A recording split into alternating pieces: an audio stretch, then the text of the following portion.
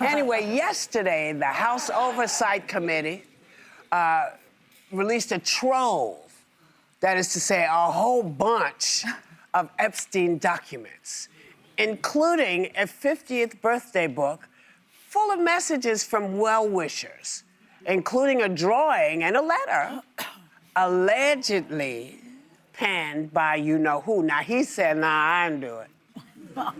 And he hasn't, what is the rest of that? He hasn't been accused of any wrongdoing. Okay. Related to Epstein. So, but they had a whole bunch of other stuff attached to that, which I didn't understand. So I'm ignoring it.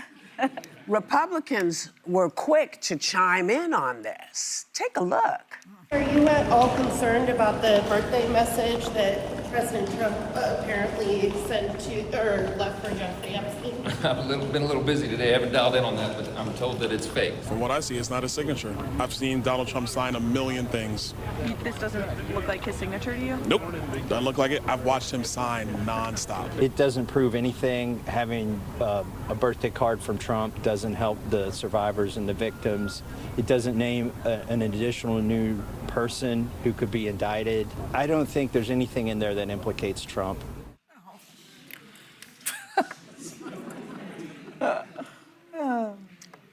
If this letter does turn out to be legit, will Americans agree that this doesn't implicate him? That doesn't make sense. Because?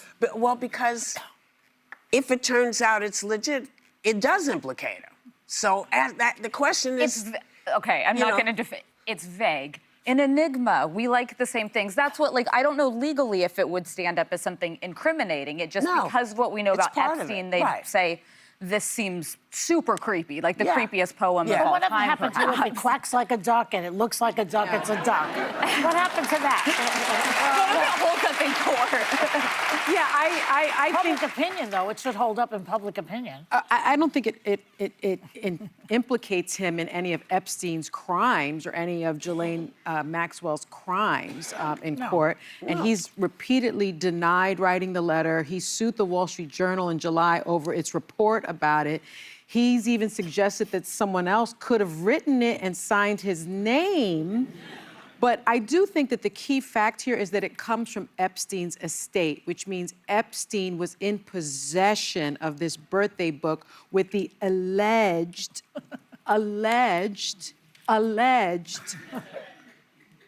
drawing, doodling, and poem from allegedly Donald Trump. Again. I mean, I continue to be in the place of I'm for maximum transparency on everything related to Epstein. I applaud this bipartisan effort in Congress, Ro Khanna and Thomas Massie, to get whatever the Department of Justice has. There's a bipartisan effort in the House that is basically a discharge petition that would force, if passed, the DOJ to release what they have on Jeffrey Epstein and on his crimes. And the victims, who I never want to forget when we talk about him, have come out in favor of maximum transparency. They're even, in fact, coming up with their own list. I don't know if they'll release it to the public, but of the people who were implicated in wrongdoing. So nobody should hide behind, well, it's about protecting the victims. They want accountability, and the public should too.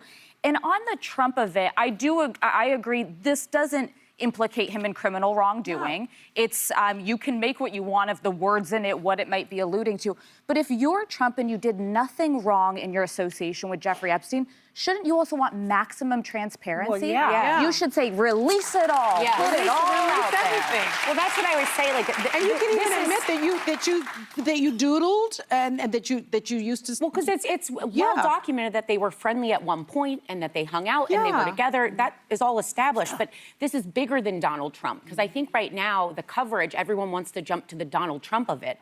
I think if you're truly concerned about this issue, it absolutely is bipartisan, like the bill they're looking to, and the victims coming out and saying, if you guys aren't going to do justice for us, we're taking the power back into our own hands. Because Representative Tom Massie said, we can't avoid justice just to avoid embarrassment for some very powerful men.